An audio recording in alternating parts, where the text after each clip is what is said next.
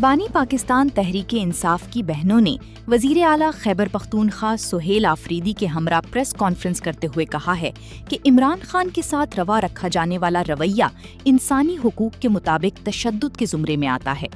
ان کی طبیعت کو سنجیدگی سے نہیں لیا جا رہا۔ اگر ان کی رپورٹس کو بغور پڑھا جائے تو اندازہ ہو جائے گا کہ وہ کس کیفیت سے گزر رہے ہیں۔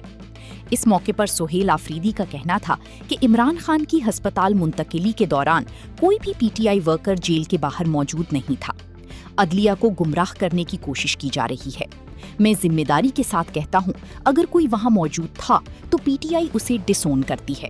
تاہم لوگ اپنے گھروں سے ضرور نکلے ہوں گے، جو کہ ان کی بانی سے محبت کا اظہار تھا۔ ان کو ہائپر ٹینشن ہے اس وجہ سے جو ان کا فلکچویٹ کر رہا ہے بی پی۔